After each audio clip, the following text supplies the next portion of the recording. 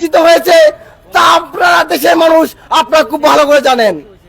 We are sorry to say again, মুসলমানরা তারা এই রাষ্ট্রের মধ্যে 90% সংখ্যাগরিষ্ঠ, কিন্তু দেখেন যারা সংখ্যালঘু, এই তারা সংখ্যালঘু থাকা সত্ত্বেও তারা মুসলমানদের চেয়ে বেশি সুবিধা ভোগ করেছে। এই কনস্টিটিউশন বা সংবিধানের মধ্যে আপনারা দেখেছেন এই ধর্ম নিরপেক্ষতা বিষয়টা এনেন আমাদের মুসলমানদেরকে কিভাবে বহির্বিশ্বে জঙ্গি এবং টেররিস্ট নামে যেই বয়ানটা সেটা কিভাবে বিশ্বের বুকে ছড়িয়ে দেওয়া হয়েছিল। যারা এই মুসলমানরা দাড়ি টুপি পড়লেই তারা মনে করতো তারা জঙ্গি, দাড়ি টুপি পড়লেই তারা মনে করতো টেররিস্ট। কিন্তু ভাইরা দেখেন প্রকৃতপক্ষে এই 90% মুসলমানের দেশে এই 90% মুসলমান থাকা সত্ত্বেও এই মুসলমানদেরকে চরমভাবে বঞ্চিত হয়েছে বিভিন্ন অধিকার থেকে। এই কনস্টিটিউশনের মধ্যে আপনারা দেখতে পেয়েছেন যে মুসলমানরা কোনো অ্যাডভান্টেজ পায় নাই। Always we are faced disadvantage in our country. We are Muslim, but আমরা সংখ্যাগরিষ্ঠ মুসলমান, but we are always supported by other people, and this is the political issue and this is the political criteria. ভাইরা আমার, আমি বলতে চাই আমাদের সংবিধানে আমাদের মুসলমানের দেশ, এই মুসলমানের কান্ট্রির মধ্যে মুসলমানদের কথাবার্তা, মুসলমানদের যে অভিমত, মুসলমান ইসলাম ধর্মের সৌন্দর্য, এটা সংবিধানের মধ্যে ঢুকানো। এই সংবিধানের মধ্যে আপনারা এই ব্রিটিশদের সংবিধান এনে মুসলমানদের উপর জোর করে চাপিয়ে দিচ্ছিলেন। বিগত বিশেষ করে বিগত 15 বছর আমরা মুসলমানরা চরমভাবে লাঞ্ছিত হয়েছি। 2013 সালে দেখেন, 2013 সালে আপনারা যারা শাপলা চত্বরে আপনারা আন্দোলন করেছিল, সুশৃঙ্খলভাবে আন্দোলন করেছিল, তাদেরকে চরমভাবে নিপীড়ন করা হয়েছিল। যে আমি একজন মুসলমান হিসেবে আমার হৃদয়ে রক্তকরণ হয়েছে। ভাইরা আমার, আমি বলতে চাই দেখেন আমাদের এই সংবিধানে, আমাদের এই কনস্টিটিউশনে আছে মুসলমানদের কথা নেই। তার জন্য দেখেন increasing day by day corruption always increasing হচ্ছে, ডিক্রিজ হচ্ছে না। ভাইরা আমার, আমি বলতে চাই আমাদের দেশ আর জাপানের তুলনা করি। জাপান এক সময় ছিল বাংলাদেশের চেয়ে নিচে, সিঙ্গাপুর ছিল বাংলাদেশের চেয়ে নিচে, কিন্তু দেখেন বাংলাদেশ কোথায় পড়ে আছে, জাপান কোথায় গিয়েছে। আমরা এখন রয়েছি তৃতীয় বিশ্বের দেশ, জাপান রয়েছে প্রথম সারির দেশ। দেখেন ভাইরা আমার, আমাদের এই দেশের মধ্যে এখানে যারা দুর্নীতি করে তারা হুজুর তারা এইটুকু আছে। দেখেন হুজুররা যদি এদেশের বিভিন্ন কর্মসংস্থানে এখানে দুর্নীতি হতো না।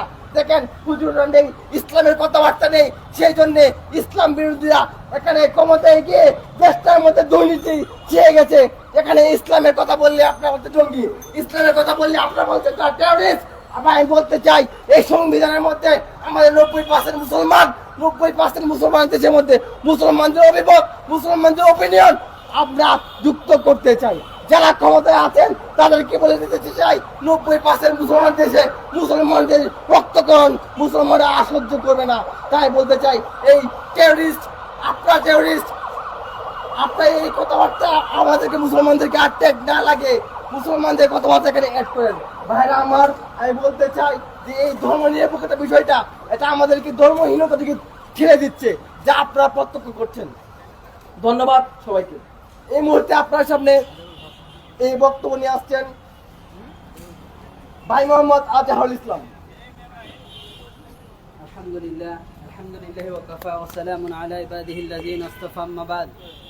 জি ভাই, আলহামদুলিল্লাহ, কথা খুব সংক্ষেপে হবে। আসলে আমরা এখানে কেন দাঁড়িয়েছি সে জিনিসটা আগে বুঝতে হবে। যে বলবো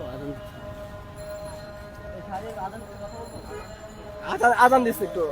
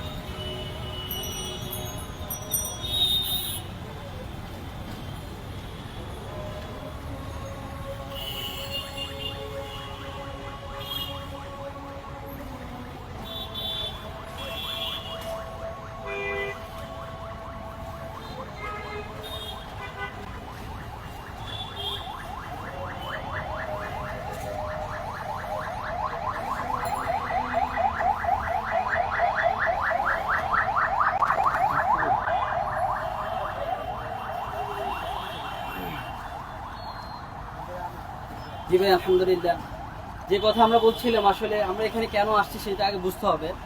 আসলে আমরা যেহেতু আমরা যারা মুসলমান হয়েছি, তো আমরা এই কথা স্বীকার করে নিয়েছি যে না, আল্লাহ সুবহানাহু ওয়া তাআলার সমস্ত বিধানকে আমরা মেনে চলবো। তো একটা আল্লাহ সুবহানাহু ওয়া তাআলা আমাদেরকে যত বিধান দান করছেন এর মধ্যে কোনো ত্রুটি নেই। আল্লাহ তাআলা যত কিছু দান করছেন এটা ত্রুটি বিচ্ছিন্ন, এমনকি প্রত্যেক মুসলমানকে এটাকে পরিপূর্ণভাবে বিশ্বাস করতে হবে যে আল্লাহ সুবহানাহু ওয়া তাআলা যে যা দান করেছেন, যত বিধান বলেন, নামাজের ক্ষেত্রে বলেন, রোজার ক্ষেত্রে বলেন, যাকাতের ক্ষেত্রে বলেন, দিন পরিচালনা, ইসলাম দেশ পরিচালনার ক্ষেত্রে বলেন, সমস্ত ক্ষেত্রে আল্লাহ তাআলার বিধানই বাস্তবায়ন করতে হবে। একজন মুসলমান হিসেবে আমরা কি আল্লাহ তাআলার বিধানকে মানতে চাই না সেটা বলেন। যদি আল্লাহ তাআলার হুকুম প্রত্যেকটা ক্ষেত্রে আছে, সেটা দেশ পরিচালনার ক্ষেত্রে হোক, সমাজ পরিচালনার ক্ষেত্রে হোক, অর্থনৈতিক ব্যবস্থায় হোক, আমাদের সমাজ ব্যবস্থায় হোক, ধর্মীয় ব্যবস্থাগুলোতে, আমাদের দৈনন্দিন যে সমস্ত জীবন ব্যবস্থা আছে সেখানেই হোক, প্রত্যেক ক্ষেত্রে আল্লাহ তাআলার বিধান আছে। তো আমরা যে সেকুলারিজমের কথা বলছি, এটার সাথে আল্লাহ সুবহানাহু ওয়া তাআলা যে বিধান দান করছেন এটা দুইটা সাংঘর্ষিক বিষয়। সেকুলারিজম হচ্ছে একটা ধর্মহীনতা, মানে আমাদেরকে আল্লাহ তাআলার বিধান থেকে দূরে সরানোর একটা মাধ্যম। তো কোনো মানুষ যদি সেকুলারিজমে বিশ্বাস করে, সে আল্লাহ তাআলার বিধান থেকে দূরে সরে যায়। এখন আপনি বলেন একজন মুসলমান, আপনি আল্লাহ তাআলাকে বিশ্বাস করবেন আবার আল্লাহ তাআলার বিধানকে উপেক্ষা করবেন, এটা কি হতে পারে বলেন? আল্লাহ তাআলার বিধানকে যদি মানতে হয়, তো আল্লাহ তাআলার জমিনে আল্লাহ তাআলার দিন, আল্লাহ তাআলার সংবিধানও কায়েম করতে হবে। এজন্য আমাদের দাবি হচ্ছে যে সংবিধান, যেহেতু 90% অধিকাংশ মুসলমানের রাষ্ট্র, সমস্ত বেশিরভাগ মানুষ মুসলমান, তাহলে মুসলমানদেরকে আল্লাহ তাআলার বিধান অনুযায়ী আমাদেরকে চলতে হবে। আর আল্লাহ তাআলার বিধান এর সাথে সেকুলারিজম, ধর্মনিরপেক্ষতার কোনো সম্পর্ক নেই। এই জন্যই আমরা মানুষদেরকে এটা বলার জন্য এখানে আসছি যে সেকুলারিজম একটা ধর্মহীনতা। এটা আস্তে আস্তে শুধু মুসলমান না, অন্যান্য ধর্ম থেকেও ড্রাইভেট করে নাস্তিকতার দিকে রূপান্তরিত করে।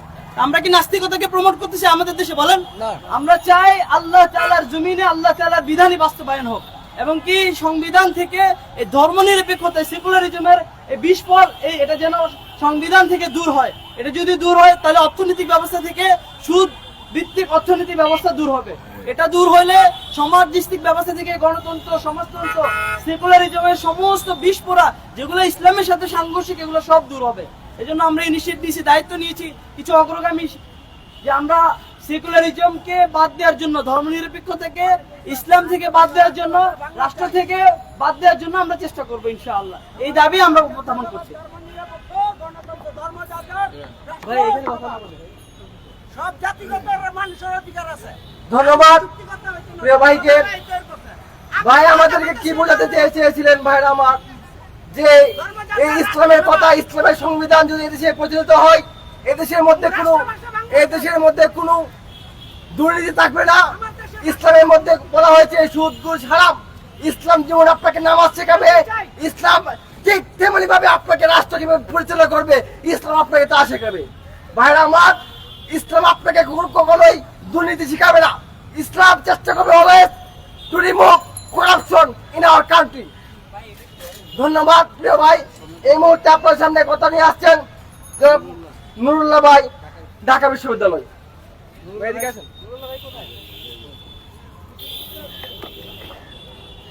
এটা ধরো, কথা বলেন না।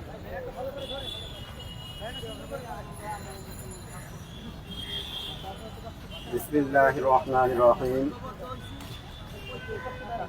আজ সংগ্রামী বন্ধুগণ, আজকের আমাদের মানববন্ধনের উদ্দেশ্য হলো, আমরা দেখতে পাচ্ছি ধর্মনিরপেক্ষতায় ধর্মহীনতা। সেকুলারিজম ইংরেজি শব্দ, বাংলা করলে হয় ধর্ম নিরপেক্ষতা। আর ধর্মনিরপেক্ষতার সেকুলারিজম যেমন ইংরেজি শব্দ, এর সিনোনিম হইল অ্যাথিজম, অর্থাৎ নাস্তিক্যবাদ।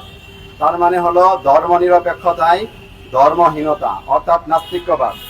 আমরা এই 50 বছর যাবৎ দেখে আসছি যে আমাদেরকে বোঝানো হচ্ছে যে সংবিধানের একটা আর্টিকেল, অর্থাৎ রাষ্ট্রীয় ধর্মে কি হবে, সেটা সেকুলারিজম হবে। অর্থাৎ সেকুলারিজম মানে কি বোঝানো হয়েছে, ধর্মনিরপেক্ষ।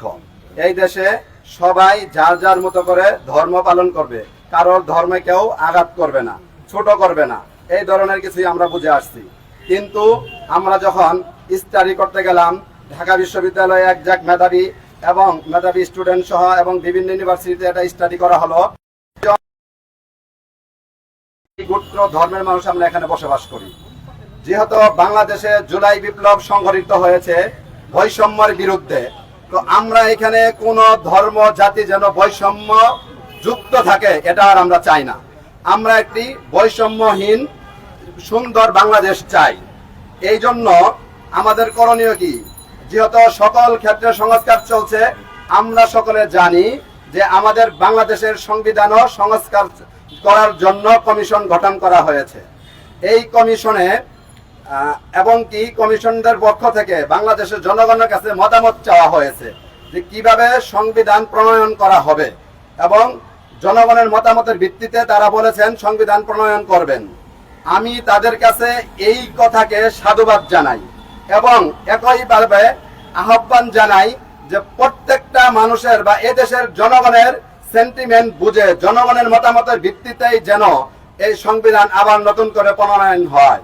এটা যেন কোনো কারোর, এক সময় আমরা জেনেছি শেখ মুজিব ভারতের প্রেসক্রিপশনে এই সংবিধানে সেকুলারিজম নিয়ে আসছিল, আবার এখন আমরা বিভিন্ন মাধ্যমে শুনতে পাচ্ছি অন্য কোন রাষ্ট্রের প্রেসক্রিপশনে এদেশে সংবিধান আবার সংস্কার হতে চলেছে। আমি আপনাদেরকে একই সাথে সাধুবাদ জানাই, আবার এটা হুঁশিয়ারি করে বলতে চাই যে এদেশে আপনারা কাদের প্রেসক্রিপশন অথবা কোন জনগণের মতামতের ভিত্তিতে সংবিধান নতুন করে প্রণয়ন করতেছেন এটা জাতির সামনে স্পষ্ট করতে হবে। এবং যদি জাতি তা না জানে অথবা আবারও এই জাতির কাছে মতামত চাওয়ার নাম করে যদি কোন দেশে বা কোন রাষ্ট্র অথবা কোন প্রভুর প্রেসক্রিপশনে সংবিধানে আবার যেন তেনই থাকে, অর্থাৎ বাংলাদেশের মতামতের ভিত্তি বা বাংলাদেশের জনগণের আশা আকাঙ্ক্ষার প্রতিফলন না ঘটে, তাহলে এদেশের তাওহীদি জনতা, ছাত্র সমাজ সকলকে নিয়ে এই সংবিধানকে ছিঁড়ে ফেলা হবে ইনশাআল্লাহ। এই সংবিধানকে আমরা মানব না। আমরা আবারও বলতে চাই, সেকুলারিজম রাষ্ট্রে বাস্তবায়ন থাকলে রাষ্ট্রের প্রতিটা রন্ধে রন্ধে রাষ্ট্রের ক্ষতি হয়। রাষ্ট্রে যখন সেকুলারিজমের শিক্ষা থাকে, এই সেকুলারিজমের শিক্ষার নাম করে দেখা গিয়েছে যে ইউনিভার্সিটি, কলেজ, বিশ্ববিদ্যালয়গুলোতে উচ্ছৃঙ্খলার কোনো শেষ নাই। তারা কি করে সেকুলারিজমের নাম করে আমরা দেখেছি সমকামিতা, বিভিন্ন ধরনের মানে নারী অধিকার, এগুলো ইত্যাদি বলে আমাদেরকে। বলার পরে কি হয়, এদেরকে দেখা যায় যে বিভিন্ন ধরনের আমরা যত কুসংস্কার, যত সমাজের নিকৃষ্ট কাজগুলো আমরা এদের দ্বারা পাচ্ছি। যেমন একই সাথে আমি আরেকটা কথা অ্যাড করতে চাই, আমাদের এখন হাস্যকর বিষয় হলো যে আমাদের উপদেষ্টাদের ভিতরে একজন উপদেষ্টা হয়েছেন ফারুকী সাহেব, আমরা জানি তিনার প্রধান 3টা কাজ হয়েছে এই জাতির জন্য। দেখেন আমাদের উপদেষ্টার কাজ কি, তিনি যে তার কর্মে 3টা কাজ করেছে। একটি কাজ করেছে পরকীয়াকে কিভাবে প্রমোট করা যায়, সমাজে পরকীয়া বিস্তারিত করা যায়, তার ওয়াইফ দ্বারা এই সিনেমা কি করেছে, অভিনয় করিয়েছে, পরকীয়াকে প্রমোট করা হয়েছে। যেই সমাজে, যেই ফ্যামিলিতে, যেই পরিবারে পরকীয়া বিদ্যমান, প্রত্যেকটা সমাজ, জাতি এবং ব্যক্তি অশান্তির বেড়াজালে ভুগতেছে, মনে হচ্ছে যে জীবনটাই জাহান্নাম, এই অবস্থা হয়ে গেছে। রাষ্ট্র, সমাজ এবং ব্যক্তি কেউ শান্তিতে নাই। এবং কি পাশাপাশি কিছুদিন আগে আমরা দেখেছি সমকামিতাকে সে প্রমোট করেছে। সমকামিতা কি বলে? সমকামিতা আমাদের ইসলাম ধর্মে আমরা জানি লূত আলাইহিস সালাতু ওয়াস সালাম এক নবী ছিলেন, উনার আমলে উনার জাতি পাপ করতে করতে যখন সর্বশেষ পাপ ছিল এই সমকামিতা। আর এই সমকামিতা যখন বিস্তার লাভ করেছিল, পুরো জাতিকে আল্লাহ ধ্বংস করে দিয়েছিল। তা আমরা যদি এই সমকামিতা যারা প্রমোট করলো, তাদের চিন্তা চেতনা কি এই জাতিকে ধ্বংস করে দেওয়া। আমরা এই সমস্ত জুকার, অজ্ঞ এবং নির্লজ্জ বেহায়াদেরকে উপদেশটাই কিভাবে গেল আমি জানি না, তাদেরকে আমরা দেখতে চাই না। অনতি বিলম্বে তাদেরকে অপসারণ করতে চাই। অনতি বিলম্বে তাদেরকে অপসারণ করার জন্য বিনীত আহ্বান জানাচ্ছি। এ বলে আমার বক্তব্য শেষ করছি। আসসালামু আলাইকুম ওয়া রাহমাতুল্লাহ।